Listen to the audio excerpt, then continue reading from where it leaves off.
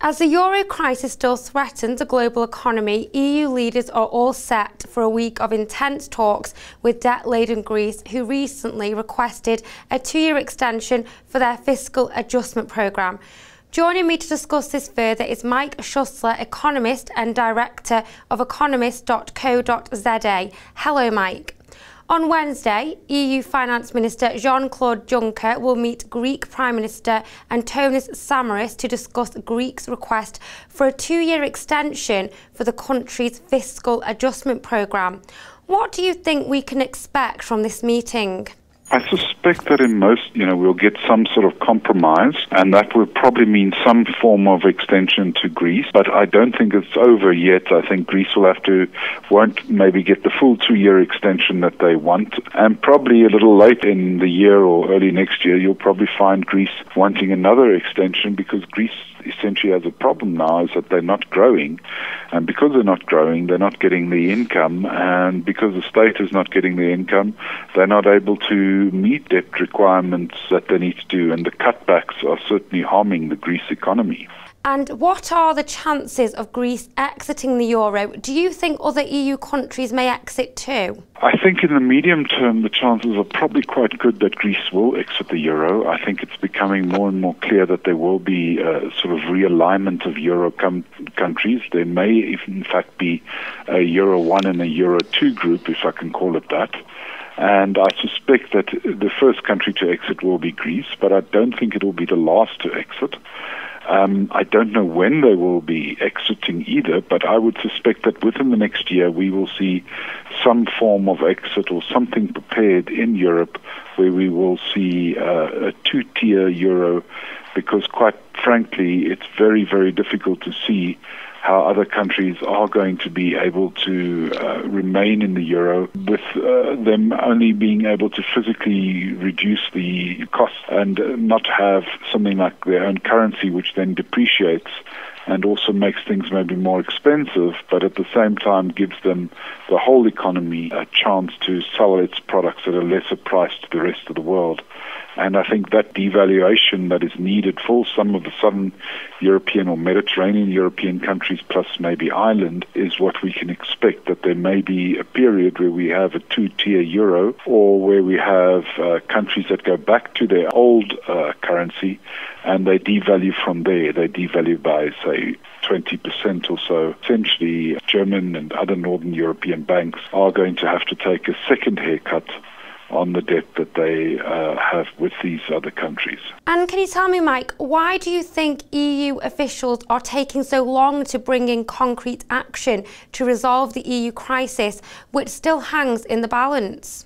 Well, I don't think anybody can really, at the end of the day, ask the Greeks or give people money without any conditions attached. Otherwise, the problems that started this won't get solved. And the other thing is that I think there's a fatigue sitting in countries donating that money, if you wish, maybe not donating, but having to come up with the money to bail out the southern European countries, because essentially it was only Greece. I'm sure the problem would have been over by now, but Europe seems to be faltering from one set of countries, or from one country to another, and it seems to be a whole set of countries. It was first Portugal, Ireland, Italy, Greece and Spain. Now they're joined by Cyprus. I suspect that other countries over time will also find out that they don't have quite what it takes to continue giving money and will become receivers of the money. And under those circumstances, that's when I think people will realize that the European currency, the euro, is a mistake without finance ministry behind it, because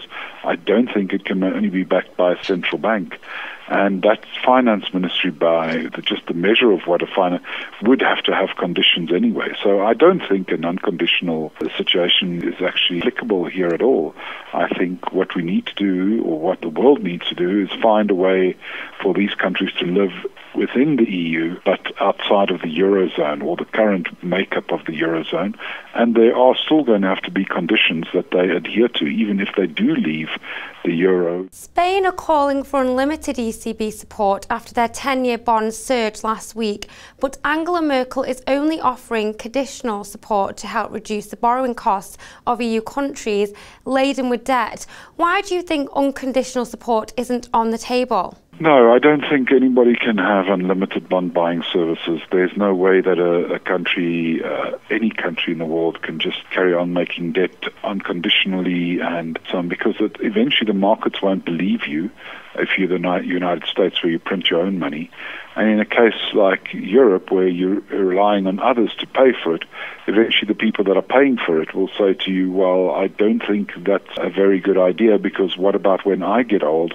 Are you going to bail me out? I don't think so. I don't think that's going to happen. Bond markets are going to find out at some stage that there is just so much debt that people can go into. I think we need a whole rethink of what's going on here. I think we've lived beyond our means in many parts of the world, including the euro area, and it's now time to bring that back home. And it may not mean that we're going to have austerity forever, but we're going to have to tell people that there is going to be a longer working life to fund the pensions. There's going to be certain rules changes across the EU, I suspect, and across the world, I suspect, because there's no way that we can continue living on somebody else's money or money that we're printing, because as a saver, I'm going to look for a haven that doesn't involve bonds eventually. I think that's where the problem is going to come in. Spain, as you know, is heading for a second bailout and want almost unlimited bond buying services. Do you think this is a likely outcome? Well, quite simply, I think the leaders don't know how to tell their people that they're in big trouble. Nobody wants to talk about the real issue because it's not appropriate to do so, they feel, for their own electioneering process. But I think it's becoming evident that some of the saving countries in Europe, if I can call it that, I don't even know if they really save, but they're going to have to pay for all this, the electorate is going to become very, very angry eventually, because they're going to see their own life or their own savings used to bail out somebody else. That can only continue for a limited period of time before people get angry. And I think essentially the EU leaders are probably in a public relations drive more than at the moment, and they aren't actually addressing the issues. Thanks for joining me, Mike. Well, that's all we've got time for right now. Stay tuned to Dukascopy TV for more updates and interviews from the TV team. For now, though, goodbye.